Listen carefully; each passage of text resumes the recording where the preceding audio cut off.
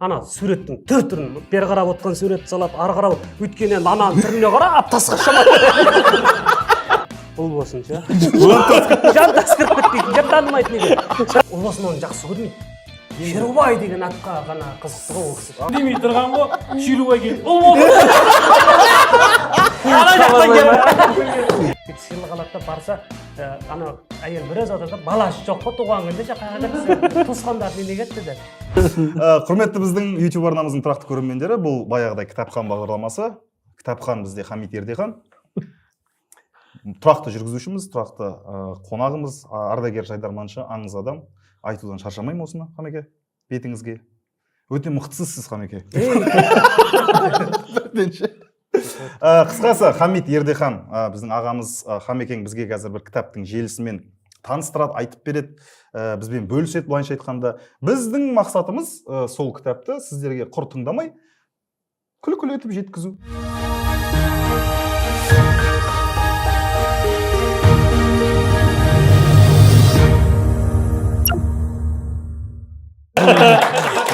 Ғашық адам деп бірден бастасам, мен айтайын деп тұрғаным, ғашықтар деген повесть, роман. Повесть десеңіздер үндемейтін да отыра беретін едік. Негізі шығармалар әңгіме, аздау, повесть сәл көптеу, роман ол, одан үлкені. Қабдеш Жұмаділов айтқандай, әңгіме аз әңгіме, повесть сәл аздан көп әңгіме, ал роман ол ауқымды әңгіме. Үлкен. Әңгімелесу ғой, былайша айтқанда. Кітап бұл әңгімелесу. Кітап әңгімелесу. Тағы да. Вообще тілдік қорың жоқ болып кітап туралы айтып жатсың да. Негізі жеңілген жоқ. Бірақ жеңілдім деп айтамын, жеңдім мен. Мен Ілияс Есенберлиннің бұл ғашықтар деген романын оқи келе, кәдімгі бұл кісінен ана бір батыс европалық мақамды көрген сияқты болдым да. Жантас деген жігіт өзі бұл мүсінші жігіт. Мүсін жасайды? Иә, мүсінші жігіт. Ол Ленинградта оқып жүрген кезде Жантас айтады, біз әжеміздің қолында өстік дейді, жетім өсті. Жантас па? Иә, қарындас екеуі, Базаргүл қарындас екеуі әжесінің қолында өседі. Сөйтеді да Жантас Ленинградқа оқуға түседі. Нағашы әжесі ма, өзінің әжесі ма? Бар ма айырмашылық? Өзінің әжесі ғой деймін. Өзінің әжесі? Өзінің әжесі. Әкесінің анасы ғой? Ана, шырағың сөнбесінде нағашы әжесі болу керек. Да? Мынау өзінің әжесі. Бұл өзінің әжесі. Нағашы әжесі деген. Өзіне екі оқып алайыншы деп. Өзінің ойынына сенімсіз көкелер. Сөйтіп Ленинградқа оқуға түседі мүсіншілікке. Сол жақта жүріп, негізі бұл нені бір жерінде ғана айтатыны бар, Жантастың. Бір жерінде айтатыны бар, Базаргүл деген қарындасын тұрмысқа беріп жатқан кезде, өзінде бір сипаттап жіберетіні бар. Жазушы тікелей Жантасты сипаттамайды, өйткені жазушы Жантас жағынан. Жантас болып айтып жатыр ғой. Жантас болып. Оқиға, Жантас болып сөйлейді. Өзін қалай суреттеді? Мен қамырынды... Базаргүлді сипаттайды ғой. Базаргүлдің сұлулығын сипаттап отырып, өзіне ұқсағандығын айтады. Базаргүл өте сұлу қыз еді, мен де сондай едім ба, примерно? Енді бір-екі қасиеттерін айтады. Бір-екі қырларын айтады. Сөйтеді да, сен жыныма Жоқ, мен сұрап отырмын ғой. Мысалы, нағашы әжесі ма, өзінің әжесі ма? Зачем ол қандай әже болса болды емес па? Любой кемпір ма? Любой қазақ әжесі, любойымыздың әжеміз ғой, дұрыс па? Сымбатты жігіт болған дейді. Жантас. Өте ма? Асқарға айтып жатыр. Сымбатты, өте сымбатты жігіт. Еркебұлан сияқты сымбатты болған ба? Кітаптың бар, Еркебұлан сияқты сымбатты болған ба деймін. Түсіндім. Болды, айта беріңіз.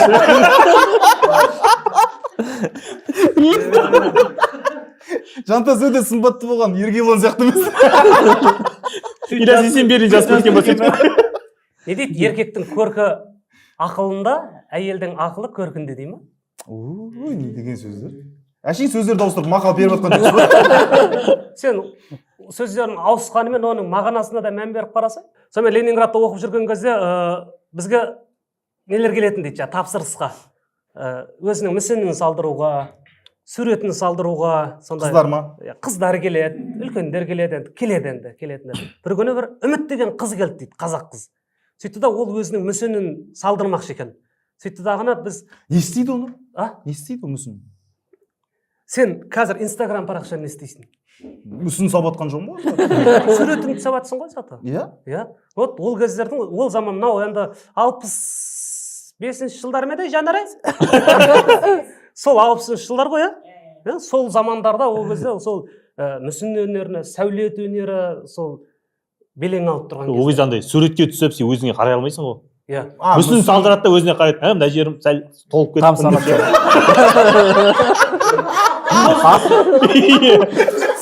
Сәл толып кетті. Атыстау керек деп. Үміт келді. Иә. Инстаграмға ұқсатқаныңызды айтып жатырық та. Жоқ енді заманына қарай адамы. Сонда мүсін ұстап жүрген ғой адамдар өзімен бірге. Сумкасына ма? Көрсетуге ше. Негіз мынандаймын. Еще ана өзінің мүсінін көріп тұрғаннан кейін басқа біреулердің де мүсінін көрсем шығар. Біз де сол парақшада басқа біреулердің парақшасын көреміз ғой. Келмейді. Салыстыруға келмейді. Менің айтайын дегенім, бізді қазіргі заманымыз Инстаграм заманы болса, ол кездің заманы мүлдем бөлек болды ғой деп жатырмын. Иә, бөлек. Иә, болды. Бөлек күйінше қасын. Бөлек күйінше қасын. Үміт келді. Үміт деген қыз келеді. Бірақ мүсінін өзіне істетіп жатыр, иә, ол өзіне мүсін заказ беруге келеді. Жаңағы арнайы сол мүсін қашайтын институтқа келеді, сөйтіп сол жердегі. Не деген қиын институтқа келіп оны. Енді басқа ешкім істемейді ғой, көшеде біреу бар, мүсін салып істемейді. Мамандар істейді ғой, қазіргідей емес қой. Әр кезде өзінің маманы, кешеге дейін біраз үлкен кісілер қарсы болып келді ғой. Әр нәрсені өзінің маманы істесін, киноны да маманы түсірсін деп, мына КВНщиктер енді кино түсіріп бастаған кезде.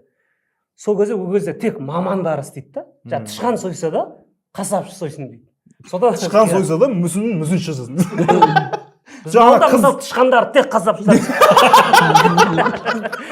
Тышқанды не қылады дейді. Сөйтіп жас мақұл келді. Жас бір-екі студенттер көрсе, мен осылар жаңағы мүсін салады, короче.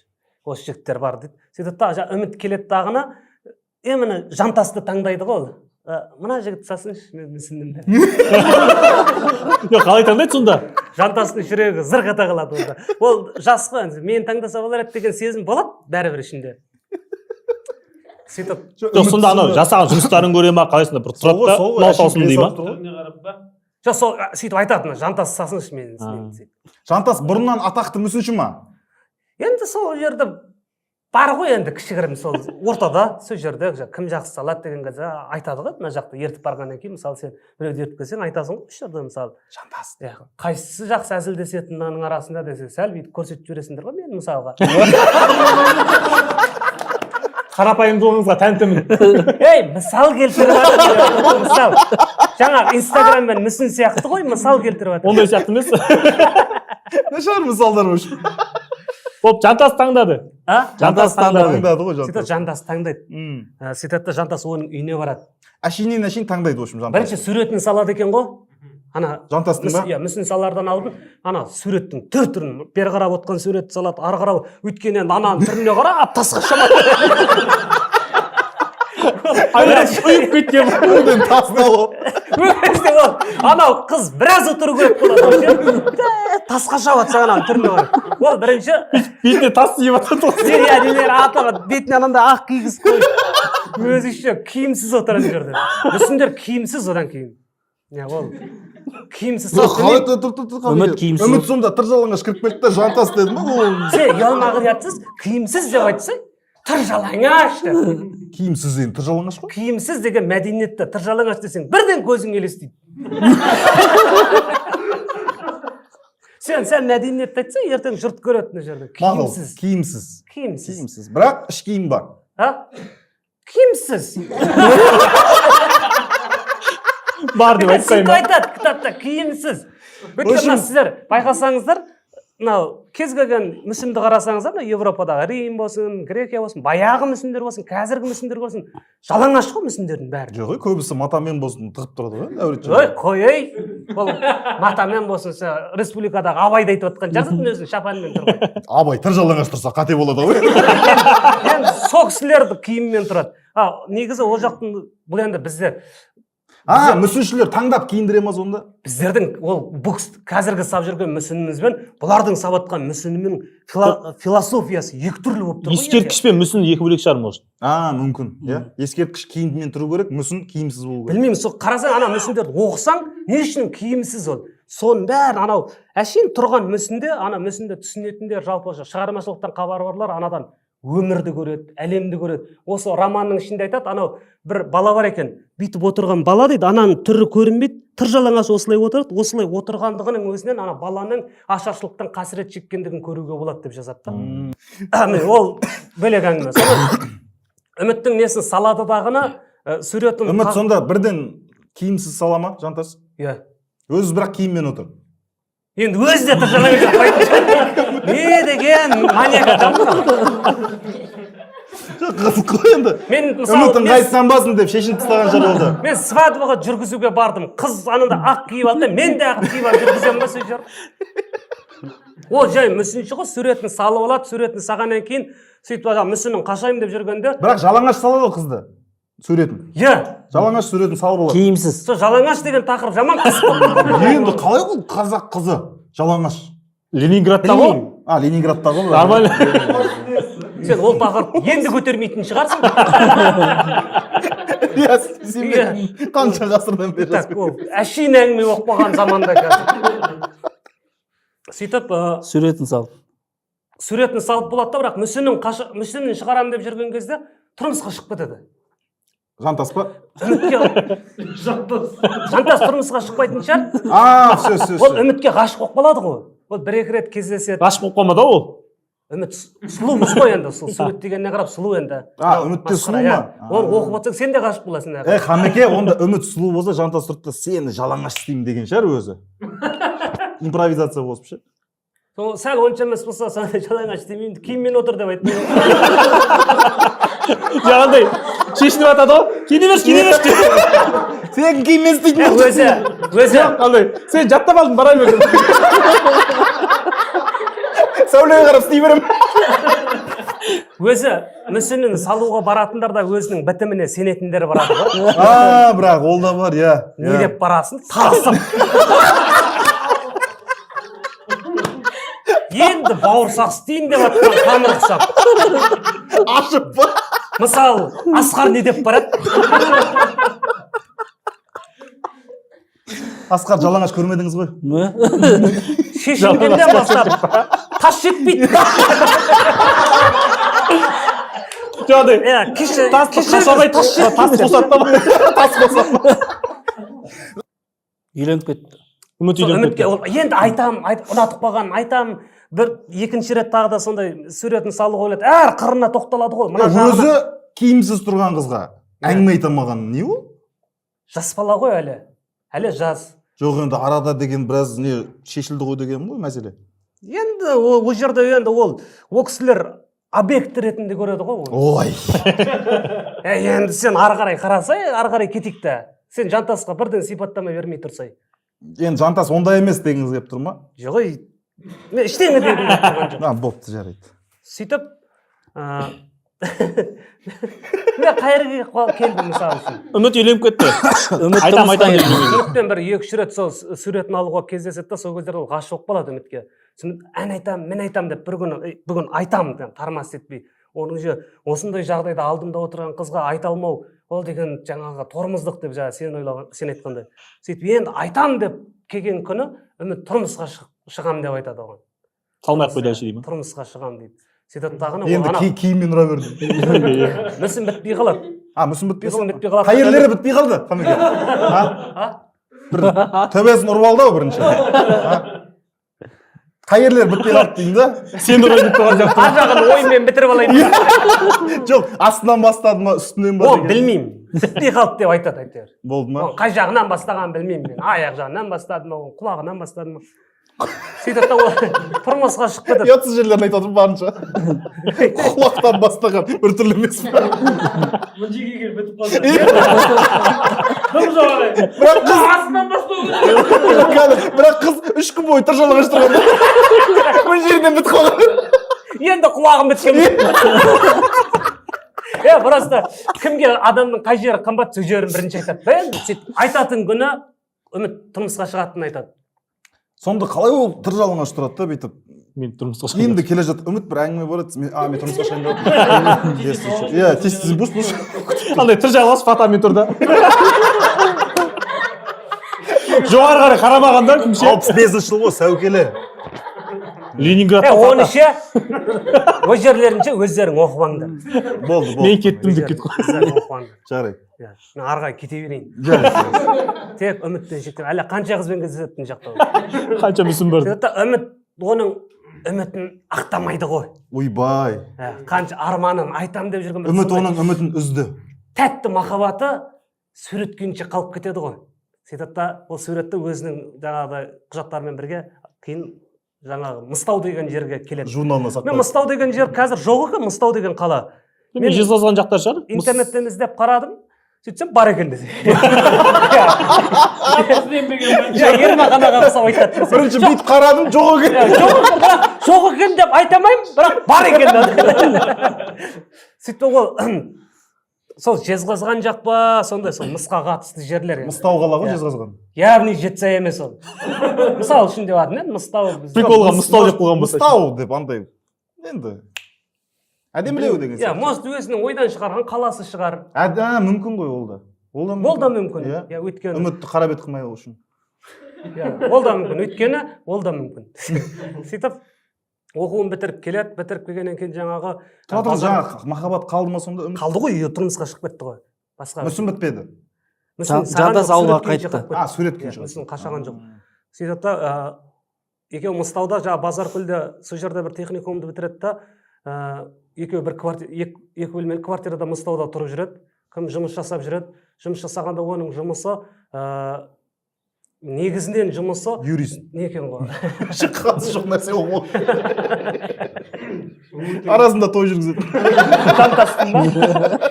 Екеуі бірге тұрып жүреді. Базаркүл екеуі. Қарындас екеуі. Мен қатты оған қамқор боламын дейді. Базаркүл не оқып келді? Базаркүл не оқып келіпті? Базарком шығар Базаркүл? Солшы ояқ бұяғы ма сол мүсін? Есімде жоқ, ол қатты оның кәсібінен тоқталмағанда кітап еткен. Онда биткен қойған мен, мынау мүсінді жалаңаш салады да Базаркүл киім тігіп береді сол мүсіндерге ше. Кукла істеп сатады. Жоқ, оған не алмайды. Сөйтіп, енді Базаркүлге енді қорғанбақ қоямын дейді, жаңа үлкен болған екен, ағалық ақылым. Әжелер қайда қалды? Жақсы көреміз, а? Әжелер. Сөйтіп айтатын деп қоя. Өліп қапты. Әже қайтсыз. Әже өліп қалған сол Ленинградта естеді. Сол айтам ба деп ем, сен жаңа үмітті. Болды. Үмітпен ойды өз жүріп. Әженен бастапты деп. Ленинградта естіді ма әжесін қайсы? Ленинградта естейді сол жерде. Ол бір ең бір ауыр не болды дейді. Мүсін? Әжесін мүсін салған шығар деген. Жылап ол. Анандай мүсін қыратын мен мынаны қырып отыратын екен, жоба біткенше тауысып ше, қырып ары қарай ұрып. Сөйтіп Базаркүл екеуі тұрып жүргенде Базаркүл бір күн тұрмысқа шығамын дейді ғой. Ол жаңағы әжемнің қайғысынан кейінгі екінші удар болды дейді. Базаркүл қарындасы да тұрмысқа шығамын. Қарындасы тұрмысқа шығамын деп айтады кенеттен. Үміттен кейінгі тағы бір не ғой, хабар болып тұр ғой. Қатты удар болды. Өйткені ол барым да бүкілім сол Базаркүл қарындасы. Қарындас, жалғыз қарындас. Жетім өскен. Сөйтіп тағына өзі неде жұмыс істеп жүреді, ауруханада, сосын мәйітханада. Жаңа біреулер Жантас па? Жантас, ана өлген кезде мүсінін қоятындар бар ғой. Қорымға өзінің мүсіндерін қоятындар. Солар жаңағы ненің несін алады екен ғой, бар гипспен ше. Сонда больницаға барады, ауыр адамдардың түрлерін көріп кетемін, примерно осы кетеді. Сөйтіп. Бүйтіп ғой, мүсіннің де бар уже. Кеткеннен кейін де ма? Кеткеннен Кеткенге дейін ауыр ғой, гипспен. Ол саған ауыр. Көрдің ба, ақи? Сен жаңа анау сезімдер шайқасында сен сол жерде сол неге түсіп кетеді деп ойладың Жантасты. Жантасты ше? Қай шайқас? Қалай ана үміт алдында шешініп отқан. Мен сегізі ол жай объект ретінде қарады дегенде сен сенбедің. Енді анау жаңағы қайтқан кісінің несін алу да ол үшін бір әшейін объект. Сен одан жоқ енді тірі адам киімсіз тұрған мен өлі адам киімсіз тұрған екі түрлі әңгіме ғой. білмеймін оған объект. Тем более ол киімсіз мүсін жасамаған шығар өлген адамға. Не жерінен ғана жасайды. Сол ғой айтып отырғаным, иә. Енді түрін алады болды ғой. қалған мына жақта Не істеймін, мамандығын ауыстырайын ба? Бопты. Өлі. Сондай мен негізі Иә. жұмысын ғана айтып жатырмын әшейін. Аха. Сондай жұмыс жасап жүреді. Біртүрлі жұмыс екен. Иә, Базаргүлді тұрмысқа береді, тұрмысқа атың не ана күйеу баланың аты? Иә, жүдә жағымсыз анау ше. Жүдә жағымсыз кейін ол не болады анандай. Сол мекемеде бастық болады, тұрмысқа береді жаңа. Сол кезде тек қана сол Базаргүлдің нелері, таныстары, жаңа күйеу баланың таныстары келіп үйінен ұзатып шығарады. Ұзатқанда қазіргідей емес, енді кішігірім отырыс жасап сол жерден. Екі бөлмелі үйден ба? Жаңағы екі бөлмелі үйден. Сол жерде жаңағы бір қызға ой кетіп қалады кімнен, жантастың ше. Жантасы өзі бір енді келбетті жігіт енді ол. Келбетті емес, бабник қой ма? келбетті бабник. Екі бетті деп жатқан жоқ қой, келбетті бөлек, бір бетті бөлек қой. Былайша айтқанда сұлу жігіт қой, қазіргі кімдер бізде сұлу жігіттер? Тәуекел Мүслім деген сияқты. Біз мен айтайын ба? бүйтіп па. Тәуекел Мүслім дейсің. Сен бәндегі бер, маған жағаласып отқандығыңмен дәлелдеп отырсың ғой, өзіңді вообще ол санатта жоқ екен.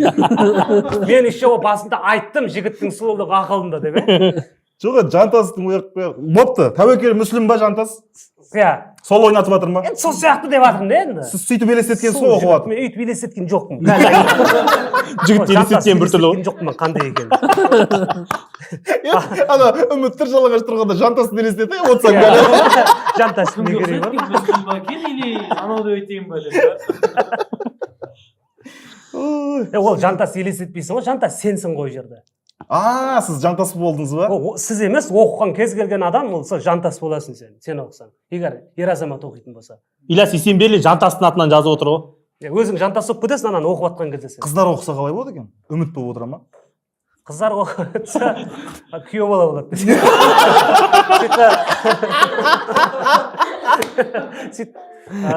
Оқып отырып әжесі болып ерте кетіп қалсаң басында қайтыс болып жатса жоқ па жоқ па.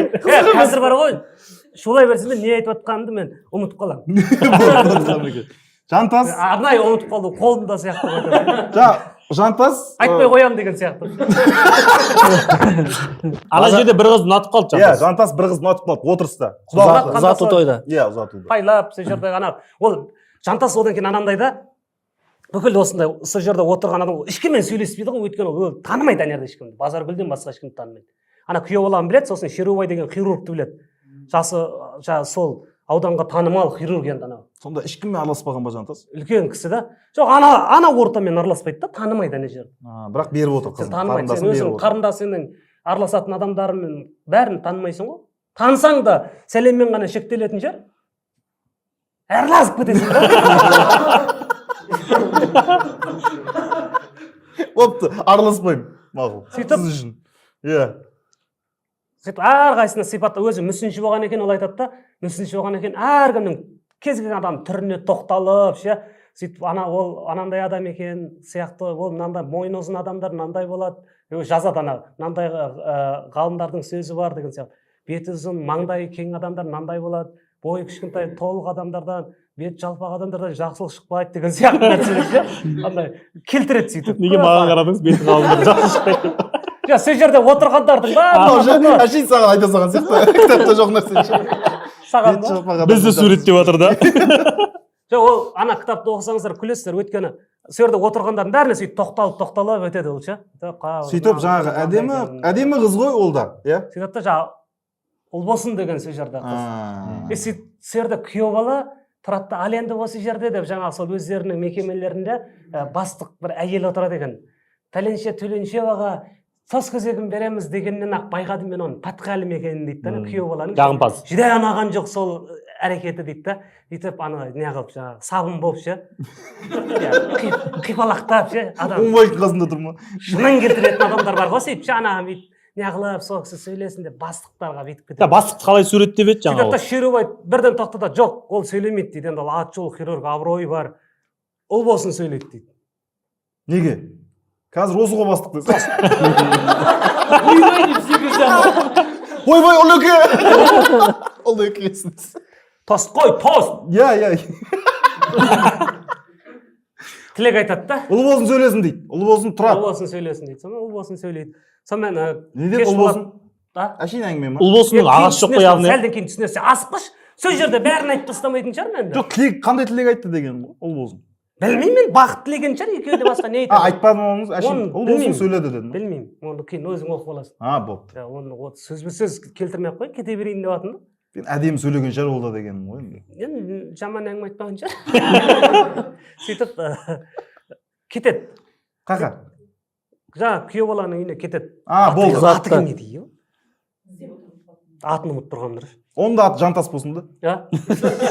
Жантас 1, Жантас 2. Сөйтіп күйеу баланы алып кетеді базарға. Қожа. Сол Мыстауға келгелі базар күлсіз қалдым дейді ғой үшінші үйде. Жалғыз қалады ғой, 2 бөлме. Жалғыз қалады. Сөйтіп далаға шықтым дағына сыртқа шығып кетіп бара жатырмын. Жылап бара жатырмын дейді ана. Көзімнен жас деген бір Жіберіп қимайын дейді ана. Қимайын дейді. Именно мен оған қимай жатқанымда да жаным ашып тұр да. Неге деп не қыламын дейді базар күнге қарап ше. Қаншама жігіттердің ішінде неге оны таңдадың? Мен өзі келбетті, сұлу қарындасы, андай жаңағыдай. Қарындасы да әдемі ма? Қарындасы да әдемі ғой, а. Бәрі әдемі екен да кітапта. Онша емес адам жоқ. Онша емес адам болса оқымайтын да шығарсың сен. Неге? Сұлу қылып жазған, ғашықтар дегенде сұлулық елестейді. Сол үшін сұлу қылып жазған. Күйеу баласы да әдемі ғой онда. Күйеу баласы әдемі болып тұр ғой. Білмеймін, әдемілігін қайтамын, жаңағыдай әңгіме ғой, жігіттің әдемілігі ақылында болса. Іс-қимылы жаңа ұнап жатқан жоқ. Мен де жек көріп кеттім, оқып жатып ше. Жаман жыным келіп кетті.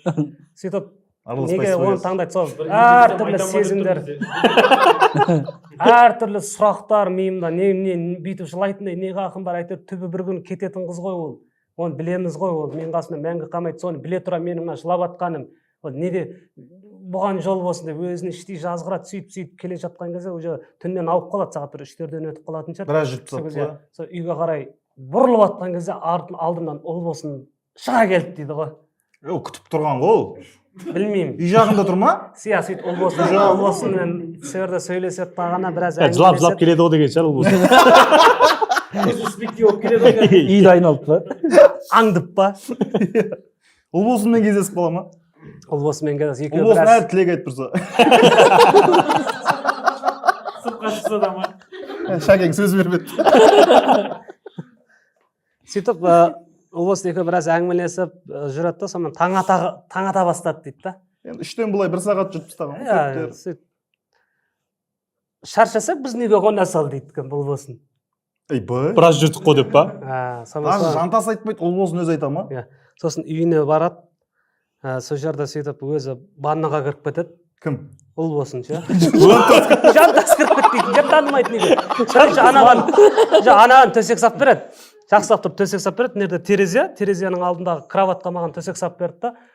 Сөйтіп өзі бір кезде ваннадан шығып, мынандай жерде жерге төсек салды дейді. Сөйтіп сол жерде. Ваннадан шығып қойды ма уже? Ваннадан шықты да. Орамал бүйтіп алып шыққан шығар басына. Ваннаға түсетін уақытта күтпейтін шығармыз енді ваннадан шығатын. Жерден шықты деп айта саламыз. Жалпы. Сөйтіп халатпен жүр ма? Арт қарап отыр дейді да. Кім? Кім ше? Ұл болсын. Арт қарап отыр, мен киімімді ауыстырып алайын. Жантасқа айта ма? Ей, қарамайды-ау. Арт қарап отырады. Арт қарап отырады. Сөйтіп терезеден бәрі көрініп отырады. Ол терезеден бәрінің көрініп отыратын ұл болсын да білді ғой дейді да ол. Енді анау деген. Өзін ақтағанша. Әдейі сол жерге төсек сап қойып олай, иә. Сөйтіп терезеден қарап отырып анау бүйтіп несін киімін ауыстырып бүйтіп маған бүйтіп бір қиығымен бүйтіп қараған жері бір ерекше шықты да мен сразу бұрылдым, дәл осылай қатып қойшы.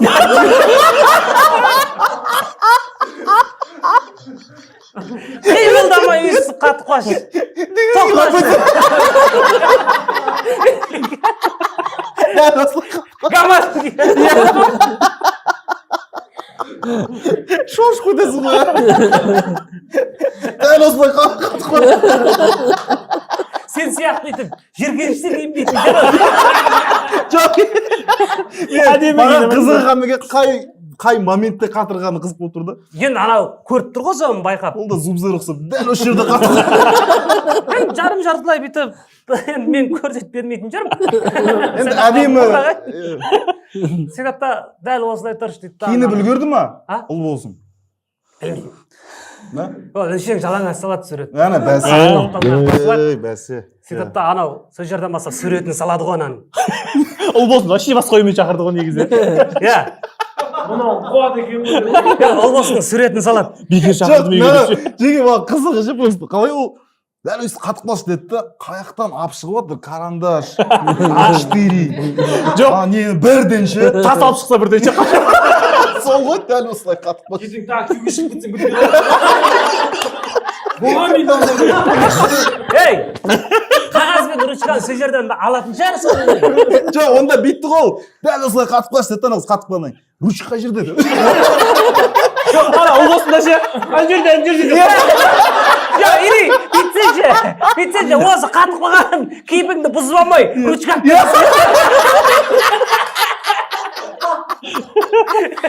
Бүйтіп қатып қалма. Жоқ, сәл бүйтіп. Ручканы суырмады бүйтіп. Ай, сендер Қапылай келді. Үйіншіп кетіп. Жол екен, магазинге кетіп. Магазин жабық тұр да кәдімгі. жантасына бармай күтіп отыра ма? Өзі барып келу дейтін жол еді. бәрі тау кигеннен кейін отырған кезде бәндегі бастапқы кейпін сәл бұзып Сенатта екеуі сонымен азанға дейін сол жерде болады, азанға дейін. Соны енді Сенатта қалай ол? азанға дейін болады, короче, таң атып кетеді. Суретін салып па? Ол жерін суретін салған жерін мен айтайын, ағынан өзің оқып аласың. Үмітті қанша күн салды? Ұл болсын да. Сол жерде салды ғой суретін. Ол жай сол жерін ғана салды суретін. Былай ғой айдос, короче, үміт институтта ғой, ыңғайсыз. Мынау енді ұл болсын үйінде, екеуі ғана. Тез бітіруге болады. Оқуды бітірген, уже білікті маман. Жетпей тұрған жерлерін жеткізді. Сөйтіп, ол азанда ерте тұрып кетіп қалады. Ұл болсын ба? Кім? Жантас. Жантас кетіп қалады, сол кезде Шерубай келеді. Шерубай келеді. Бақты ма? Суретті жалғастырады. Шерубай. Екеуі сменмен жүргенше. Сөйтсе, бәрі ол болсын суретін салатын болса да. Үйінде жатты, Шерубай келіп қалады ғой. Тоқта дейді да. Жантас шығып кетсе. Былай ғой, ол Шерубай ұл болсын қатты жақсы көреді. Шерубай ма? Шалма анау. Ұл болсын кезінде сол Шерубайларда жұмыс жасаған. Жас ол мықты хирург, ол медті бітіріп келеді да, жас маман болып кірген екен, Шерубай деген атақты Шерубай деген атақты хирург, абырой бар. Ол кісінің кәдімгі әр сөзі заң, сол кісінің қасында жүру, жаңағы абыройының өзі чөстойды болып тұр да, оның түріне мән бермейді деген сияқты.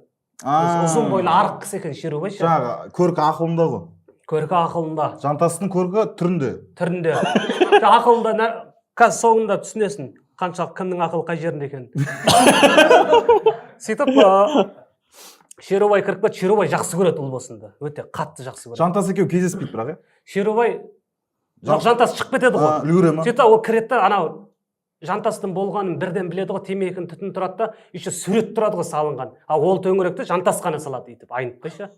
Қалевін етіп қалған екен да. Просто жантас деп жазып кетсеші астынан. Бұл жерде жантас болды деп. Сурет салды да, оны тастап кетсе. Неге салды? Қайттан келем деп тұрған оймен. Ұмытып қалдырады.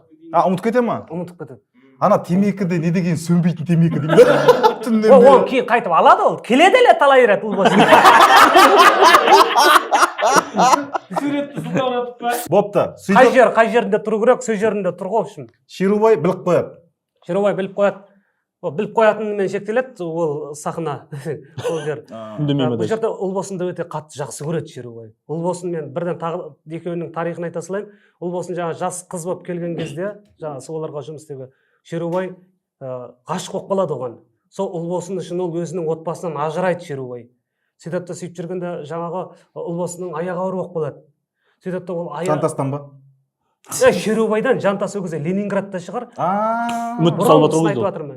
Сөйтіп тағына ол әке шешесінен қорқып алдырып тастайды. Шерубайдың ба?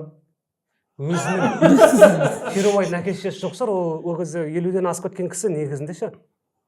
Жоқ, бірақ ажырасып қойды ғой. Баласы болмай тұрып. Ажырасып қойды ғой Шерубай, дұрыс па? Ол ана қызды ғашық болғаннан кейін ана семьясын тастап кетеді ол. Сол тастап кетті ғой. Енді не үшін баланы не үшін қорқып жатыр деген? Үйленген жоқ қой ол екеуі. Үйлене салса не қылады? Ұлбосының үйлене салатын ойы жоқ болып тұр ол жерде. Оны бірақ бала туып абырой ғана болып тұр ғой ол жерде, махаббат жоқ. Ұлбосын оны жақсы көрмейді. Шерубай деген атқа ғана қызықты ғой ол кісі.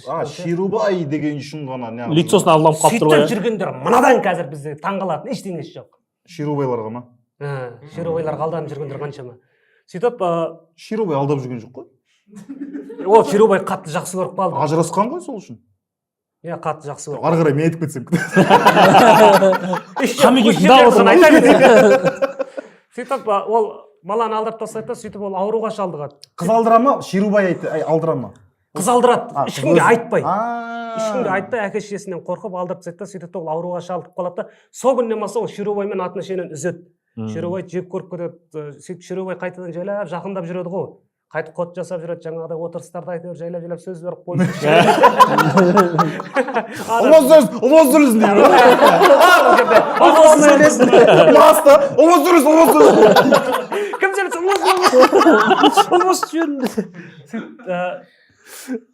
Сөйтіп жайлап жақындап жүрген кісі ол негізі. Сөйтіп та анау. Бала туралы ешкім білмейді. Иә.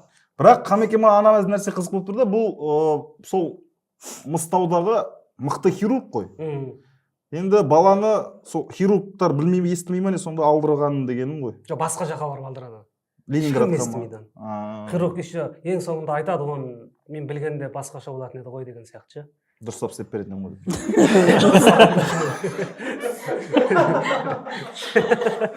Айтады сен. Сен асықпасай. Асықпасаң тұра бер. Жай әңгімелесейік өзіміз. Ол Шерубай келді. Шерубай келді, анау жантас болғанын біліп қойды. Түсінеді жантасының болғанын ше осы жерде. Енді Ұлбосын деген ол енді келбетті қыз, өзінің сұлулығымен өмір көріп жүрген қыз деген сияқты. Өмір сүріп емес, өмір көріп. Соны екеуін шатастырып қалмаңыздар. Енді өзінің сұлулығын біледі да, енді өзінің керанаулығы деген бар сияқты, маңғаздығы бар деген сияқты ғой. Өзіне қатты высокомерная, да? Солай айтама. Сөйтіп жүрген қыз қай жерге келді? Шерубай жаңа біліп қояды ғой сөйтіп. Бірақ айтпайды, сонымен бітеді. Соны ары қарай кеттік. Сөйтіп суретті көреді сол жерден. Сөйтіп ертесіне сөйтіп Ұлбосымен кездесіп жүрген күндері бір күні Ұлбосын айтады, мен кетем дейді. Ташкентте ата-анамен бірге Ташкентке кетіп бара жатырмын дейді. Жантас қайта ма? Жантас әбден бауыр басып, жаңағыдай ой кетіп жатыр. Bir жағынан ол тарихын біледі жаңағыдай Шерубаймен екеуінің отношениесі ше. Бірақ ол Жантастың ешқандай несі жоқ та бұл жерде, ешқандай қиянат жасаған жоқ, бірақ ол Жантастың ешқандай ойы жоқ, әшейін келіп жүр. Жоқ, ұнатып қалды ол да. Жақсы көріп қалады ол осында. Әжептәуір жақсы көріп қалады екеуі. Сөйтіп та ол аяқ астына солай кетемін деп мұрт шешім шығарады да, сонымен кетіп қалады. Жантас оны алам демейді ғой. Алам демейді ғой Жантас. Ұлбосынды. Сәл ойы кетіңкіреп жүреді енді, не істесем екен. Сөйтіп жүргенде бір күні Базаргүлдің қасында баяғы Базаргүлдің класстас қызы құрбысы Аяужан деген қызды көріп қалады. Аяужан? Аяужан деген қызды көріп қалады тағына.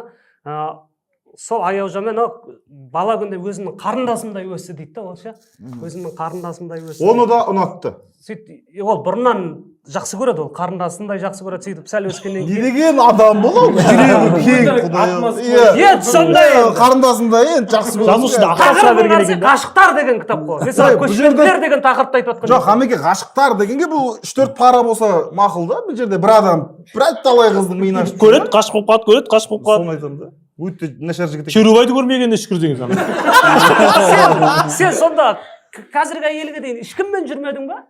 Мен Камера түсіріп жатыр, ал. мысалы да енді. Мен Иә, мына камераға адам қарамайды. тілін қысқасында. Оған дейін апармай ақ қояйық та әңгімені, өтіп кете берейік деп жатырмын да, асқар айтшы. Иә, сөйтіп Аяужанды көп. Аяужанмен баяғыда тура сол Базаргүлдер Аяужандар 11 жасты бітірген кезде ол ағасымен, ол да жетім өскен қыз. Ағасы мен жеңгесінің қолында тұрып жатты, ағасы мен жеңгесі біреуге тұрмысқа бермекші болады ғой оның. Қалың малын ақ қояды. В общем, өздерінің таныстарына пиқайт етпекші болады да. Сөйтіп ол үйден қашып шығады ғой Аяужан. Қашып шығады, сөйтеді да оны бәрі іздейді. Скорее всего, жатақханада тұрып жүрген кездері жатақханадан да қашып шығады. В общем, побегті. Қыз жаңа кім екеуі қашады, Жантас екеуі қашады. Ол кезде Жантас да жас, ол да жас, екеуі жас. 2 жас қосылып қашады да, екеуі паркте түнейді сол күні. Паркте. Жантастың үйі бар еді ғой, 2 бөлмелі. Ол кезде жоқ ау 2 бөлмелі үй. Қашқан кезде ма? Иә, ол жас кездер ғой. Ол 2 бөлмелі үйді кейін бітіріп келгеннен кейін алады. Кемпір бар емес пе еді, үйі бар. Қидалып жібердім. Вариант көп болды ғой деген. Истерический. Мақұл. Микрофонмен салып жібереді, балаға айтшы Асқар, иә. Жоқ, Тура мына жерге клетке келеді, все, баблица.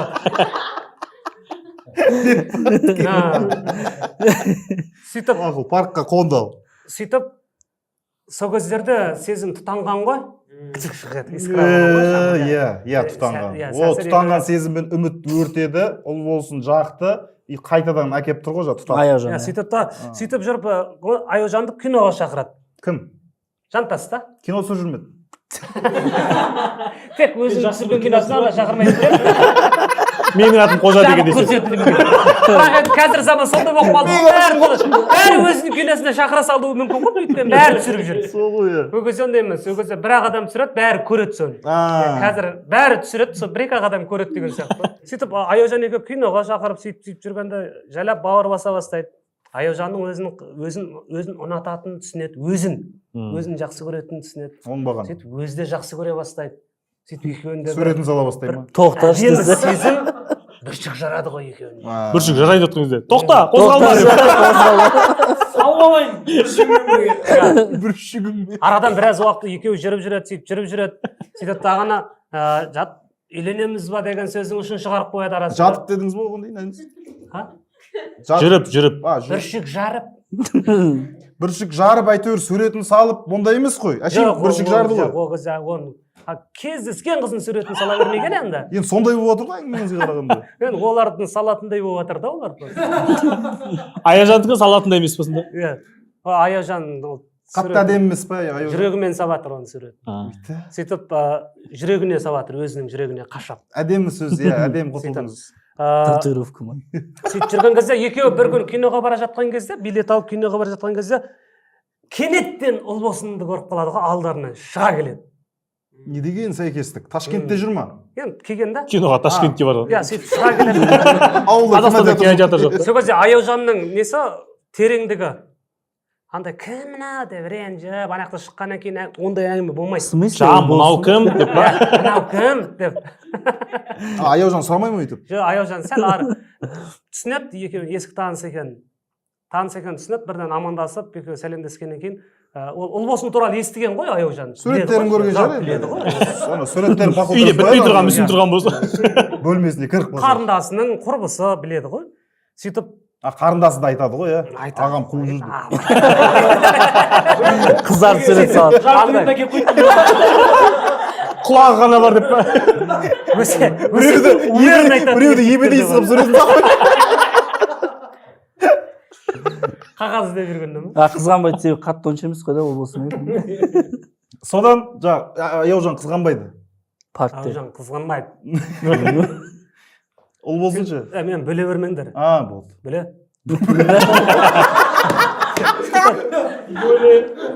Сөйтіп анандай жерге барып тұрады Аяужан ше. Сөйтіп Ұлбосын не қылады да, сөйтіп Ұлбосын тіпті Ұлбосынның түрінде Аяужанға деген қызғаныш, жалпы менің өміріме деген қызғаныш жоқ дейді да.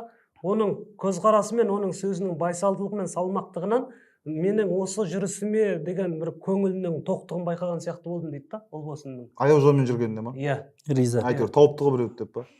Тауыпты ғой біреуді емес, жалпы сүйсініп сондай. Екеуіне. Иә, жарасымды жоқ деп сондай түйін шығарды. Тағы тос айтқан ба? Тоста деп айтамын. Тост айтам ба деймін да жаңағы. сол жерде басқасын алып жүрген бе. Үндемей тұрған ғой. Шерубай келді. Ол болды.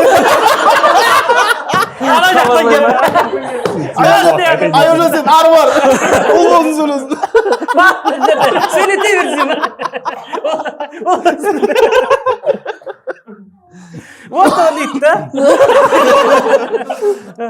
Вот дейді. Сөйтіп, в общем, үшеуі де бір-бірін қызғанбайды не деген күшті адамдар айтаңын әлі. Сол үшін ғашықтар ғой. Сол үшін кітаптың аты ғашықтар болып тұр ғой. Мен бір-біріне жаңа ғашық өлеңнің менің әңгіменің басында не дедім? Ғашық адам сүйгені үшін бола алмайды, жазалы. Адам азса ғашықтықтың жоқтығынан азады. Ғашық жыр адамзаттың көкейкесті өлеңі ешбір геометриямен өлшенбес оның көлемі. Құлай сүю келсе кімнің қолынан, бүткіл әлем, бүткіл ғалам оған сенеді. Ғашық болу ерлікпен тең себебі дейді. Егер ерлік жасай білген адам, ол ондай ұсақ түйектерге елемейді. Қандай ұсақ түйектерге? Жаңағы. Мынау кім деген сияқты. Қамеке ол ұсақ түйек емес қой. Измена деген ұсақ түйек нәрсе емес қой. Көзсіге шөп салу. Көшеде сөйлесіп тұр ғой, ақта измена Енді бар оның ғой. артында тағдыр жатыр ғой, сен білмейсің ғой қазір ұлбосын не үшін қуанып тұрғанын. Ұлбосын айтады, мен кетіп бара жатырмын дейді. Кеткен адам ғой ол. Тағы кетіп бара жатыр. Әлі кетіп бара жатыр ма? Екінші рет кетіп бара жатыр. Бірінші кеткенін дұрыс кетпей қалды. Давай деп. Қайттан басынан кетіп жатырмын деп. Ташкент қақта десе. Сен басқаша. Қалада шыға алмай жүр. Сен басқаша. кетіп қалды деп. Мына иығын сәл бит кетіп қалды. Енді бит тіке кетеді екен. Қандай кету керек саған? Мен саған түрлі кету керек. Кімнен сұраса деймін да жантасынан Ташкент қақта десе. Сен аяға кеткеннен таңдаған болсам екі рет Ақтөбеге бағым. Ташкент айтты, қате Шымкентке барсаңдар. Ай, сендер мені өлтіретін шығарсың. Мына бала кәдімгі шашыңды ыстық суға салмай жылатын бәлеге. Өзі жүндерді жылатыннан алдын ыстық суға салады ғой. Тез жылынсын деп ше. Сөйтіп та ұлбосын айтады, мен кетіп бара жатырмын. Менің бір өтінішім бар дейді. Қаға кетіп бара жатыр осы жыл? Ташкент. Айтпақшы анау, кім Ташкентке кеткен кезде, ұлбосын Ташкентке кеткеннен кейін Шерубай келеді жантастың үйіне. Үйіне кіріп келген кезде Мен суретім салды. ол түсінеді ғой. Бірден голы кіріп келсе Шерубай. Қарасай, ұлбосын сөйлесін дегенде, ол кезде айтпаса. Қарасай, анау суретті көргенде ол түсінеді ғой, ол суретші емес қой. Ол мүсінші. Ол мүсін салу үшін сурет салады. Сөйтіп та Шерубай соның үйіне келеді ғой, ол анау кімдің мүсінін явный салды деп. Сөйтіп ол терезенің алдындағы мүсінін көреді да, ұлбосын сөйлесін десе. Шындап қалған ба? Мүсін сөйлесін сосын. Ол әйел адамның тыр жалаңаш мүсінін тастан жасалған ғой мүсін. Қатты сөйлесін. ауыр. Жұмсақ емес. Сол кезде сөз сүйектен өтсе. Тастай бат судай сіңдер. Сүйек сындырып жіберсе. Сөйтіп айтады, мүсінді бер дейді анашы. Шерубай ма? Шерубай, мүсінді маған бер. Мен сөйлетіп үйретем. Тегінде үнсіз тұр екен десе. Мен сөйлетем десе. Шерубай. Сөйтіп мүсінді кім ұлбосынның енді өзі кетті ғой, маған мүсінді берсе, мен оны қаншалықты жақсы көретін, қаншалықты сүйетіндігімді мен айтып бере алмаймын. Мүсінге көрсетейін десе. Не дейді дейсің? Мен оны қаншалықты сүйетіндігімді мүсінге көрсетейін десе. Сен соны сал десе. Бүйтсе, қаншалықты мүсінге, сен шеткеді мүсінге. Айтам десе. Айтам, кетіп қалсам ба? Үйіне алып кетеді мүсінші жайлап қашап шешіндіріп жатса. Сөйтіп, мүсінді алып кет, мүсінді бер дейді да маған, сатам дейді, қанша болса да. Сөйтіп та, кім айтады? Қымбат ақшаны айтады. Жантас па? Жантасы. Сан жетпес десе. Сәл диплома. Миллиард. Доллар, евро. Сөйтсе Шерубай, базарда 100 мыңнан доллар. Сөйтіп, жаңа мүсінді айтады, қымбат баға айтады да, сонша қатты қымбаттатып жіберген жоқсың ба дейді. Сол кезде кім жантас үміт кім ұлбосынды арзанға бағалағыңыз келіп тұр ма дейді. Жаман сөзін ұтып қойды ғана. Жақсы сатады екен бала. Ол соған әкеп тұр ғой, әңгіме. Жақсы маркетолог. Соған әкеп тұр. Ақша әкетейін деп. Сатып көрші дейсің маған. Шерубайға бере ма? Жантаста мүсін бар ма? Декабрь осы жерде шықса. Сөйтіп та, ол алдын болған оқиға. Ұлбосын соны айтады ғой, сол мүсінді бір өтінішпен келіп тұрмын, соңғы өтінішімен. Соған бола Ташкенттен келді ма сонда ұлбосын? Мүсінді бермегенге бола Ташкенттен келді ма қайтып? Я дей салсың істеген жоқсың. Жоқ, ұлбосын сонда соған бола Ташкенттен келді ма дейді. Иә. Соны айтуға. Сен тыңдасай сәл, соны айтуға басқа тәбірдері болды ма? Содан айтып келе жатырмын ғой, сен айтып келе жатыр, тоқтатып алып тұрып, қайтып сұрайсың да сонша. жоқ, ар жақтың әңгімесін жеткізіп жатырмын мен әшейін, маған қызық емес вообще. Сөйтіп та, мен өтінішім сол мүсініңді Шерубайға берші дейді. Басқа өтінішім жоқ дейді, соңғы өтінішім. Сөйтіп та ол кетіп қалады. Сөйтіп анандай жерге Аяужанға Ато мен мүсінде ойлап жүрдесің. Қызғанбай түсінеді, мән жайды нені түсінеді, сонымен Аяужанға да риза болады сол кезде ше, бұл ше. Ол ғашық бола түседі ғой, әр қырына, мінезіне Аяужан ше. Уақыт өте ғашық боласың ғой сен бір адамға ше. Бүгін мына жеріне ғашық боласың, ертең ана жеріне ғашық боласың. Ұлбосыннан қайтып барады. Ризамын десе. Сол үшін ғана ол. Бір көріп ғашық болдым деген сөзге көп адам сене бермейді да. Сөйтіп кетті. Сөйтіп ертесіне азанда кім келеді ғой? Шерубай.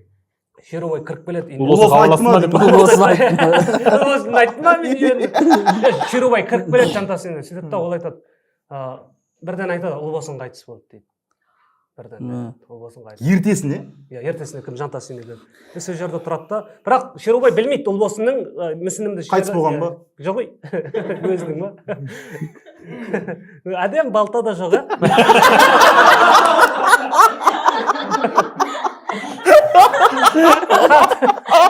қатты күш самай қатайтын. Әдемі балта. Әшейін балта да болады ғой. Әдемі ғылым. Жоқ, ғашықтар болып отырмыз. Эфир деп атқаным ғой. Съемкаға ше. Сөйтіп ана енді Ұлбосын қайтыс болды дейді күліп отқандар. Анау жантасын оқып отқан бізге анау вообще басқаша жаңалық кәдімгі жантас біртүрлі болып қалады. Сөйтіп тағына Шерубай өзінің несін айтады, оған ғашық болғандығын қаншалықты не айтады да, сосын кетіп жатқан кезде шеке тоқтаңыз дейді да, мүсінді беріп жібереді. Анау қатты қуанып кетеді, Ұлбосын тірілгендей қуанады дейді да. Сөйтсе ол мүсінді қатты жақсы көріп жүрген болса. Қандай да артық айры болсын деп. Мүсінді алып кетеді. Мүсін Хамеге андай ма, көтеріп кете беретіндей мүсін болсын да, андай қай жерге дейін деген, мына жерлерге дейінгі мүсін шығар, әшейін басын салып. Сондай шығар енді. Басын салып біз оны нағып тыржалаңа шешіндіріп жүр. Ана жантасың дұрыс емес негізі. Сәл кішірек шығар, білмеймін.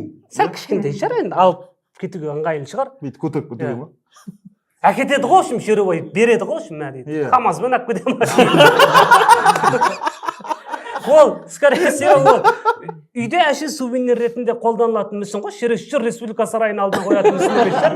Сөйтіп алып кетті. Қолын алып. Ертесіне бәрі барады. Кімді Ұлбосын жерлеуге шығар. Бәрі барады бүкіл. Мына кім естеді да, оны Аяужан естеді да, өзінің құрбыларын да айтып, бәрін әйтеуір бірге барады сол жерден. Адамдық көрсетеді да, енді барып бәрі жерлеп кетіп жатқан кезде Шерубай біраз қабірдің басына қақып кетеді бәрі кеткен. Қолында мүсін. Иә. Сөйтіп көңіл айтайын деп кім жантас жайлап басқалардан бөлініп жалғыз тұрған Шерубайға келеді да, қасына барып, шәке деген кезде жоғал дейді ғой ше. Кәдімгі боқтап тастайды ғана ше. Оңбаған, кет, сөйлеме маған, жаман сен дейді ғана ше. Осы күнге дейін жинап келген, осы күнге дейін мына жерінде тұрған нәрсенің бәрін шығарады ғой. Сен оның өлуіне себепші болған. Мен сен болмағанда мен оны ауру екенін білетін едім және емдеп алатын едім мен оны. Ол неғып публикаға ойнап отыр, кеше ғана үйінде тұр ғой екеуі, сол кезде айтса болатын еді әңгіменің бәрін. Кім? Шерубай? Ол жерде мүсінмен мәз болып жүрді ғой. Ана жердегі ситуация бөлек болып тұр ғой енді. Бөлек болып тұр да енді. Ол просто ана әңгіме, мүсінді бермей қоятын еді. Содан. Жағай, сендер ше. Сондай. Сұмға мүсін алды қойген сияқты болдыңдар ғой. Түсінбей қойын. Ол мүлдем басқаша сезім ана жерде, ол ойластырылған сезімдер емес қой. Допты. Айтады жантасқа. Оны сен түсінбейтін шығарсың. Енші десеңші. Я түсінбейтін шығар деймін да оны. Оны Шерубай түсінетін шығар өзі. Иә. айтпай айтады. Бірақ мен түсіндім оны оқып жатқан кезде. Шерубайдың ма? Не үшін олай айтқанын. Ол кеше айтпады деген сияқты салдағы сөздер болған жоқ мен ойымда ше. Сіз кіріп кеткенсіз ғой ішіне. Ситуацияны қабылдадым. Сөйтіп сол жерде хат тастап кетті дейді айттық. Шерубай хат тастап кетті. Ол сәл шата неғып кетіп тастап кетіп жатырмын бір-екі жерден. Шерубай ана мүсінді алуға келген кезде ше. Сол кезде хат тастап кетті дейді екеумізге. Екеуіне жазған екен бір хатты қарашы. Мен жартысын оқыдым деймін. Тегін оқыған жоқ. Мен жартысын оқыдым дейді. Мен жартысын мен оқыдым, анағын оқыған жоқпын. Еще бір сөз жіберіп оқысам түсінбеу үшін. Екеуіне бір хат жазып тастап кеткен екен да, сол жерде айтқан екен. Мен айықпайтын кеселге шалдықтым. Құрметті екеуің. Жоқ, хаттың үстінде пересланный сообщение үшін. Сенбес үшін дефен деп жазып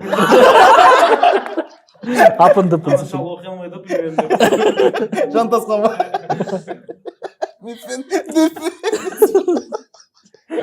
Өліп кеткен ұл болсын, тыныштық жоқ қой. Жоқ, кейіпкер ғой енді ол. Кейіпкер ғой да. Барынша алып шықтым. Сөйтеді да, кейіпкерді аямайды екенсіз. Сөйтеді да. Екеуі оқи ма? Сол жерде айтады. Ауруханада жұмыс істейді, почерк түсініксіз болған шығар. Ана кім хирург қой? Сол. Шерубай ше? Шерубай. Оның мамандығы жаңағы Хаттасып. біздің қалада да бар ғой, ол барлық жерде бар. Қайтқан адамды несін көреді, мәйітін көреді. Қандай? Патологоанатом. Патологоанатор. Қандай? Патологоанатом. Фотограф. Патология ма? Сондай бір Иә, түсіндік. қатты терминдерін неғыла қоймаймын да. Сөйтіп, ертең өзің менің немді көрген кезде өзіңді көресің ғой дейді да. Қалай болғанын. Сөйтіп Шерубай соны айтады ғой. Асқынып кеткен екен қатты дейді. Бірақ ол кезде ештеңе айтпайды. Соның бәрін менің басында шығарып отыр ғой енді. Айқайлап, жылап, кет, оңбаған, сенің кесірің, арамызға сенімсіздік мен жайлап ол басында жақындап жатыр едім.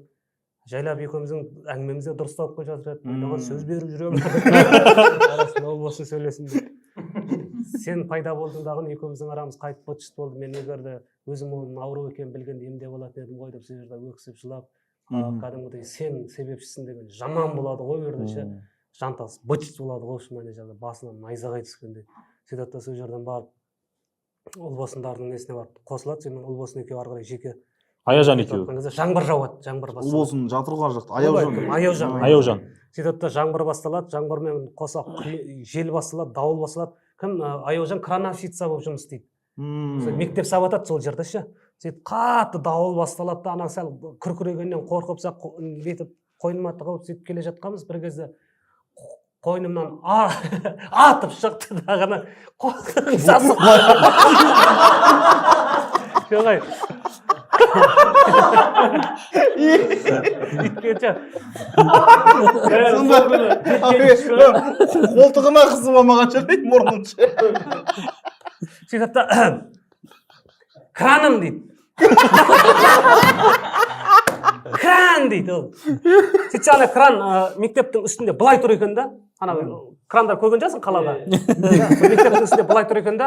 Ана дауылдан кран құлайтын болса, ана мектептің салынып отқан, біраз салынып қойған мектептің құрылысы бытшыт болайын деп тұр да. Үлкен кран ғой, ана үлкен кран. Туған әңгімесіне кетіп қалсаң да. Да, той. Сөйтіп үлкен кран, сөйтіп жүгіріп кетті дейді. Ананы өзін де байқамай қалып дейді. Қарап үлгермедім, уже барсам, бәрі сөйге жиналып қалған анау кран төбесіне өрмелеп бара жатыр дейді. Аяужан, өрмелеп. Краным деп па? Краным деп. Иә, сөйтіп та. Анам бұру болып тұр ғой, мақсат.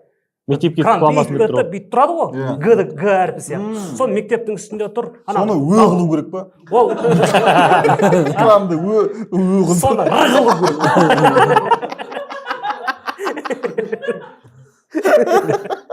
Или фанның бір жеті қылу керек. Қойын. Фанның бір жеті деген нәрсе жоқ қой. Сөйтеді, ана бұру керек былай. Бұл құлайтын болса, ана мектептің үстінде құлайын деп тұрады. Жұрттың бәрі айқайлап, шулап. Бұрма деп отыр ма? Жоқ, түс деп жатыр анаған. Қойсайшы. Мектеп кетсе кетсін, сен адам өмірі маңызды деген әңгімелер кетіп жатыр. Ана бір кезде бүйтіп жайлап кранды бұрды дейді. Қатты дауыл соқты да қайт жайына барып қалды дейді. Ана ше. Сөйтіп бір кезде кранды бұрды дейді, бәрі шапалақ ұрып не қылып кезде уже кран құлады деді ғой бері қарай. Кран ше бері қарай құлады. Кран құлап бара жатқан кезде тоқта, қозғалма деп. Аяужанға ма? Кранды бүйтіп тұр да. Сөйтіп мен сол жерден бастап есімді білмеймін дейді Жантас. Сіз бе деп отырсың. Кран ба? Иә, тындым дейді. Кеткен жағдай ойлап қалдым ба? Тындым дейді, талықсып кеткен екен. Бір есімді жисам, кәдімгі түрі бозарып кеткен Аяужанды ақ халат киген жігіттер неге скорый помощьқа салып әкетіп бара жатыр екен дейді. Сол кезде барып қасым. Жантас үстіне құлаған ба кран? А? Жантастың да үстіне Көріп тауып қалған ғой. Жантас просто есіне тапқан ғой. Қалай жүрген жалпы вообще? Анау жүгіріп үстіне шығам дегенше. Соны айтамын, нашар ғой. Жоқ, анау тұрды да кран деп үйіне қарай жүгірді ғой. Анау мүсін деді да үйіне қарай жүгірді. Әркім өз нәрсесі бар. Бірден ба? Иә, өз Жауап жүрегін ба? атқанын қойып па?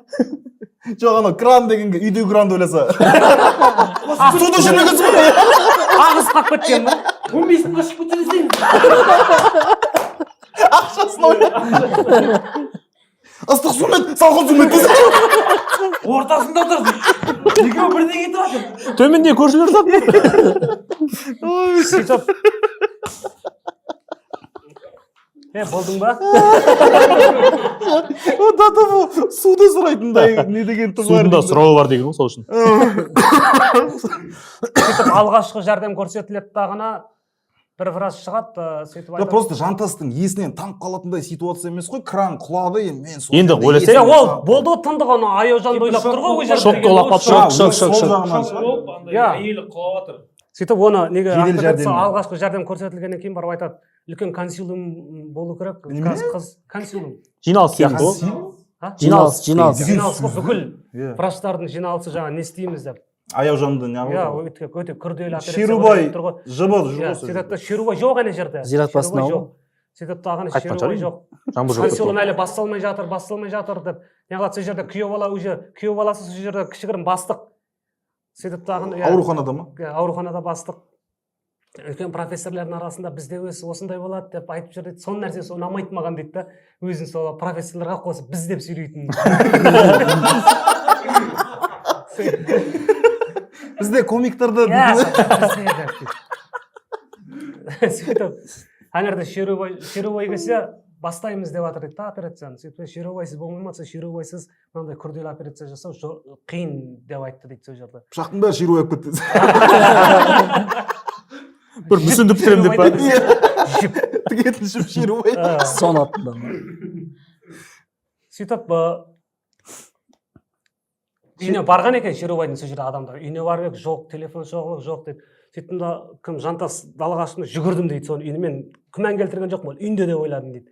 Үйіне бардым да есікті қақтым бір кезде біраз уақыттан кейін Шерубай есік ашылды дейді, ар жақтан Шерубай. Есікті қаққан сен ба деп айтты дейді. Көп адамдар тұрған сияқты. Сендер ма десе.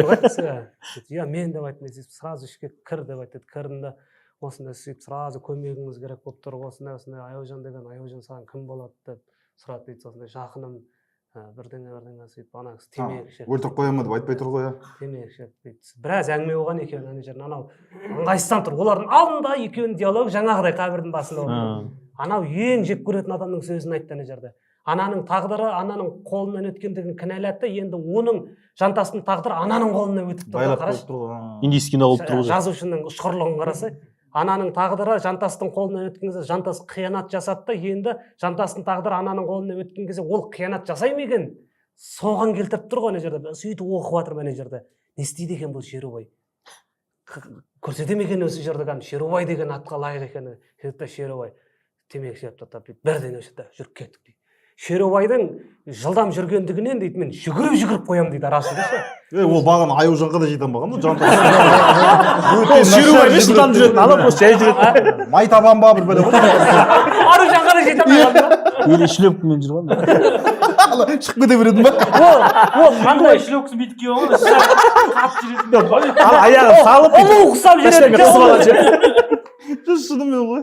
Өте нашар жігіт. Қой қойшым. Қой. Сөйтіп түк шаба алмайтын ше. бағана тәуекел мүсілімнен қойға түсіп кеткен ше. Арасы ана өзі ұзын екен Шерубай ше. Ұзын аяқтары ұзын дейді. Ана 2 қадам жасаған ана 1 қадам жасап деген сияқты. Тез келді ол операцияға кіріп кетті дейді. соны бір кезде Шерубай өзінің кабинетінде отыр екен, мен жайлап бүйтіп кірдім дейді, сүтке тиген мышық құсап ыңғайсызданып бүйтіп артынан келіп бүйтіп артынан қараған да жоқ дейді. Сүтке неге тиесің десе. Кір деп айтты дейді, сөйтіп қараған да жоқ дейді. Анаша операция сәтті аяқталды деді, басқа күні сөйлесеміз деп айтты дейді. Сөйтіп шығып кеттім дейді. Сөйтіп кімнің алдына кіргізбейді дейді. Аяужан алдына кіргізбейді, әлі неде жатыр, реанимацияда. Кран екеуі ма? Иә. Кранмен ба деген. Кранды да жүгіріп тастаған. Андай кран аяғын көтеріп қойған, аяқ көтеріп қоятындар ғой больницада. Краннан құлайтын адам ғой, иә. Арадан сол жерде бір-екі адамдар айтады, жаңағы неде болған ауыр халде дейді да, бәрібір ол 50-50 әлі ол адам болып кете ма, адам болып кетпей ма. Бірақ тірі қалды дейді ғой. Иә, сөйтеді да бір күні Шерубай кабинетіне шақырады, оны мен шатаспасам шақырады да, сосын айтады, сен кімің еді ол дейді, ол мен қалыңдығым дейді. Енді бас тартатын шығарсың дейді, ол неңнен ойыннан бас тартатын шығарсың дейді. Сөйтеді кім жантас неғып қалады, қалай бас тартқан емес, жоқ, мен еш уақытта бас тартпаймын, анау. Енді сен қазір айтып жатқан шығарсың оны дейді да. Сен ойлан дейді әлі де. Егер сен Аяужанды шынымен жақсы көрсең, сен қазір бас тарт одан дейді. Ертең бүкіл өмірін қинағаннан гөр дейді. Анау әлі де түсінбейді. Неге, қалай, не айтып тұрсыз? Мен оны етемін. Бара-бара жай сөйлеп барасың. Бара-бара жай сөйлеп барасың. Мен ба? Өзі қызық жеріне келесің. Мен сөйтіп айтпайын десем. Бір кезде саған. Көзбен түсіндіріп. Ол дейді, мүлдем аяққа тұрып жүре алмауы мүмкін, өмір бақи төсекте жатуы мүмкін дейді. Омыртқасына зақым келген дейді. Бүйтіп толық мүсін сала алмайсың, тек бүйсін сала аласың. Мына жерден былай қарай мүсін қылып ал десең. Қиын болады деп тұр ғой енді ары қарай. Тірі өлік дейді ғой, тірі өлік. Желаниең бар ма енді үйленуге оған дейді. Ойла, тірі өлік үйіңде жатыр, сен соған үйленесің ба дейді. Банша түрің нормально деп тұр ғой. Қазір сезіммен алқынып сен айтып тұрсың дейді. Ертең уақыт өтеді, неше түрлі әңгімелер болады, неше түрлі өзгерістер болады. Адам жаңа айтады ғой, күніне 7 рет жетімсіреп, 8 рет семейді дейді адамды ше. Сол сияқты сен пікірінен қайтатын кездер болады. Сол кезде сен анау Аяужанды одан бетер қинайсың. Скорее всего, қазір соны шешіп ал дейді. Бір рет жылап, бір рет қайғырып, кейін уақыт өте түзеліп кетеді. Чем өмір бақи сен қасында қиналып жүргеннен гөрі. Ол түсініп тұр ғой енді анау кім жантасы сол түсініп тұр ғой жүргіштеу деп ше шама ол болсын. Мен анау мойындадыңыз ау жүргіштеу ғой бәсе. Жүргіштеу. Жоқ, Шерубай түсініп. Жүргіштеу емес, жүргіш. Шерубай сипатта соның нәрсені сипаттап тұр ғой, сенбей тұр ғой Шерубай. Енді қараңыз, ғашықтар дегенде біз ненің тақырыбынан біз қазірше Шерубайды көріп тұрмыз, иә? Иә, ол досыңға деген етене ғашықтығын айтып тұрмыз. Ал біз жантас, біз жүргізуші ретінде ғана қабылдап отырмыз. Иә? Сөйтеді да ол Шерубай соны айтады ғой. Сен ойлан бала дейді. Жоқ дейді, мен алам дейді. Кейін бір кім Аяужан несін жинайды, есін жинаған кезде шақырады кімді, жантасты шақырады, ол да айтады. Қоя салайық. Қоя салайық, сен өміріңе балта шаппа, давайте сен не ала бер. Жоқ, кім қарсы болады, жоқ. Сөйтіп не керек, сол жерден алып үйіне алып келеді, үйленеді. Сөйтіп үйінде жатады ол. Сөйтіп кім жұмысын жасап жүреді. Сөйтіп жұмысын жасап жүрген кезде бір күні көшеде келеді, үмітті көріп бәсе. Баяғы бітпей қалған мүсінді ше. Иә, бітпей қалған мүсін. Бәрі бір ауылда тұрады екен, олардың ше. Ол мүсінге оның сол кездегі студент кезде айта салайын, сосын барып құйтырқылайсыңдар. Сол кезде студент кезде арманы болады, жолбарыс талаған ару деген мүсін шығармақшы болады ғой. Өзі жолбарыс болып тұр ғой. Өзін жолбарыс қып ше. Анам талап. Ару тұр енді, талау керек болып тұр ғой енді. Соған жете алмай қалып тұр ғой. Сөйтеді да үмітпен серді сөйлеседі да сен үмітке айтады ғой. Мен сен жаңа бітпей қалған мүсінің бар дейді. Айтпақшы сен күйеуіңмен келген шығарсың қалаға дейді. Сұрабаған әдейі ой. Объездоймен келді ғой. Сөйтіп үміт Через айтады. күйеу арқылы шықты ғой. Жоқ дейді. Не жоқ дейді? Күйеуіз жалғыз жүрмін дей ма? Күйеуіммен ажырасып кеттім дейді. Еркін айтады, орысша айтқанда не сошлись с характером дей ма деп, осылай орысша жазылған сөздері. Мен орысша жақсы болғаннан кейін айтып отқан жоқпын. Ай, сендер өлтіресіңдер, мені де комик қылып. Сөйтіп солай мен ойлағандай болып шықпады, бірдеңе сонымен ажырасып кеттік. О, шым давай деп тұр ғой. Иә, сөйтіп ана кім айтады, Жантас айтады, сол мүсінді бітірейік та дейді. Онда дейм ба? Иә, себебі онда жарты бетін түрі жолығатын болады, басқа күні ше. алмай ол жерде қайуат екен. Басқа күні жолығатын болады. Келеді ол мүсінді салады. Өткенде құлағынан бастап, Мүсінді салады. астынан Жоқ, бастап. енді қараңыз, мүсінді салады да сол кезде Аяужанға деген махаббаты сол кезде көріне бастайды ғой оның уже. Қалай болады? Сол жерде көзіне шөп Тадырс, сала ма екен? оңбаған сонда бидеп тұр ма? Ана жақта әйелі жатыр. Жатыр. Өзі сонда көрші бөлмеде киімсіз Жоқ, ана қызбен, Үміттің квартирасында. еще Үміттің квартирасына кетіп Иә. қойып, сояқ Аяужан жатқызып қойып тұр Ол ма? күніге жұмыста ғой. Кім? Аяужан ба? Аяужан үйде жатыр, анау күніге жұмыста. Аяужан ғана подругалары бар, сол келіп тұрады постоянно. Өзі келіп тұрады, өзі азанда жұмысқа кетеді. Сөйтіп та Үміттің үйінде. Үміттің үйінде Үміттің мүсінін салады. Сөйтіп ол мүсінді салу барысында неше түрлі жаңағы ойлар, азғыру, нәпсі, анау мынау. Кетті ау. Иә, қалай болады? Сол жерде сынаққа түседі ғой ол. Кімнің махаббатымен ше? Аяужанның махаббатымен. Бұл Хамеке сынақтан сенің мүсінің бітпей қалды деген жерде сынып қалды ғой ол уже. Ей, Ол айтпаса да сен болады. қараса. Жоқ, мынау не сұрақ? Күйеуіңмен келдің ба? Адам басталды ғой сұрақ негізі. Жоқ, Ойы. бет сразу Ол бітірейік деді үйтіп ғой. сұраған жоқ негізі. Қалай сұрады? Ол жалпы үйленіп едің ғой, күйеуіңмен келдің. Жаңағы өтірік аяп деген әңгіме ғой жаңағы. Күйеуің бар еді ғой, күйеуің қалай? Онда мүсініңді бітірейік та! Күйеуімен келсе айтпайтын еді ғой. Яды? Стопудово. Білмейме. Үйтіп ойланбаппын мен. Болмаған оқиғаны болдыртпаңдар, жоқтан барды жасайтын. Сол сияқты ол жазылмаған ол туралы. Сол үшін мен ол туралы ойланбадым. Сен ғой мына жерде оны ойланып. Жүргіш қой енді. Мойындау керек қой. Сөйтіп Жантас мүсін салып жатыр. мүсін салып, сол жерде Аяужанға деген махаббаты сынаққа түседі ғой. Қаншалық дәрежеде. Сөйтеді да ол сынақтан өтеді ол. Аяужанға деген махаббатында тұрып қалады. Қалай? Бір сынақтан өтеді. Тұрып қалған түсініп тұр қой енді. Қалай өтеді? Ол жерін оқып аласың өзің. Анау алдында кім отыр? Ол жерде неше түрлі әңгімелер болады ана жерде. Үміт айта ма? Үміт бір көніп жаңағы киімдерін шешіп қайтадан үй алып киініп алып, сондай бірдеңелер болады ана жерде. Андай шешініп тастап ой деп бетіне киініп ала береді. Болды ғой деп. Ой дейтіндей шешінулер емес қой. Үй алып тек нәскиін киіп та. Өкшем жарық етті. Аяғымнан үй аламын. Сөйтіп Сөйтіп бітіре ме Үміттің мүсінін? бітіреді. Мүсінді ғана бітіреді. Сөйтіп сөйтіп жүрген кезде жаңа бір көрші келіншек болады. Жасы сәл үлкендеу. Ол да мүсін салғысы Бір баласы бар. Баласы үнемі жаңағы кімге Аяужанға келіп, сонымен ойнап ше. Сөйтіп келіп жүреді. Андай мазақ қылып қашып ойнай ма? Жаңа ғана күйеуі жоқ та оның. Жете алмайсың. Көрші ғой, көрші. Күйеуі жоқ та. Оның көзқарасы басқаша, Жантасқаша. Бүйтіп неғыл қарап, бүйтіп. Көрші әйелдің ба? Иә, жаңағы жесір әйелдің. Сөйтіп бір күні ол баламның туған күні деп шақырады үйіне. Сөйтіп балам туған күні деп шақырады да, сөйтіп ол Аяужаннан айтады, осы жыным келіп отыр Жантасқа. Баласының туған күніне шақырып жатыр деп. Сөйтіп Аяужан барып қайт дейді.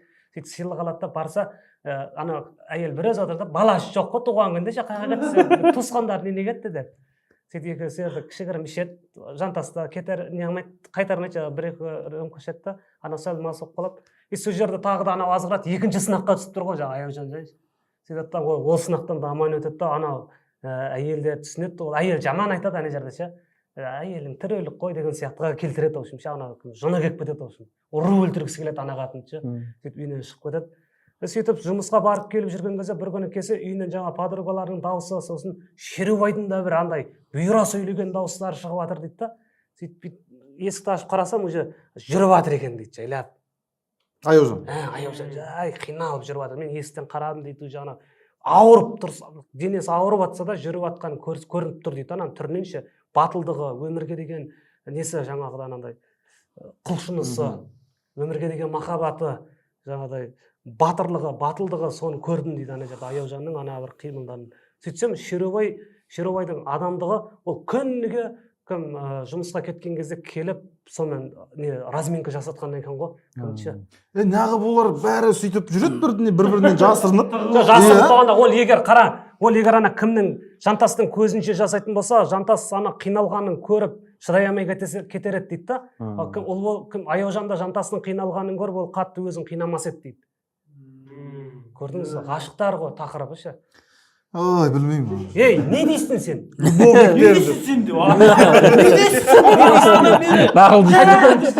қайтадан жаздырамыз ба онда романды жоқ ол не ғой жаңа басында айттыңыз ғой европалық махаббатқа келеді дедіңіз ғой иә махаббат әртүрлі болады екен сөзім қайтып алдым иә сөйтіп көп нәрсені қайтып аласың сен көп нәрселерің қалып кетті сен мен жаққа ша оны шыққаннан кейін қайтарайық иә балта бар әлі сөйтіп сөйтсем сөйтіп біразмен бір күні в общем жүрді деді ғой аяққа тұрып ше жүрді деді аяужан сөйтіп бір күні кранына апардық деді дуалды жағалап сөйтіп жүріп жағалап кранға барды. қайтадан кранға жұмысқа барады дейді да сол кезде кранға ол өзінің жұмысын анадай бір бақытты кейіпте кетіп бара жатқандығынан оның мен махаббаттың да шыңына шығып бара жатқандығын көрдім сол жерде дейді кранға шығып Кранға деген махаббат қаттырақ болып тұр ғой. Өмірге ғашық. роман осылай бітеді Хамеке сізге ду қол қошемет біріншіден рахмет көп құрметті көрермендер ғашықтар кітабы Ілияс Есенберлин дұрыс қой Хамит Ердеханның орындауында Хамеке рахмет көп кітап өте қызық екен бірақ сіз күшті жерлерден жіберіп қойыпсыз да сол үшін қай жерін мүсін жасап жатқан жерлері әшейін таң атып кетіп жатты ғой жаңа өзің бөлек оқып менің айтқым келгені бұл жерде табандылық сабырлық махаббатқа деген адалдық пен әділдік ол бәрібір өзінің шығатын шыңына шығады оған дәлел жаңағы аяужанның өзің жаңағы несіне көтеріліп бара жатқан кезде оның жүзінен тек қана кранға емес махаббаттың да шыңына шығып бара жатқан қуанышты көрдім деген сияқты барлықтарыңыз махаббаттарыңыздың шыңына сол аяужан сияқты жетулеріңізді тілеймін және де ол сынақсыз болмайды кез келген мынандай ауыр сынақ бермесін бірақ ондай да барлық сынақтардан сүрінбей өтсеңіздер иншалла таза махаббат әділдік адалдыққа жетеміз ғашықтық деген сол керемет дәл осылай аяқтайсыз Шашырым.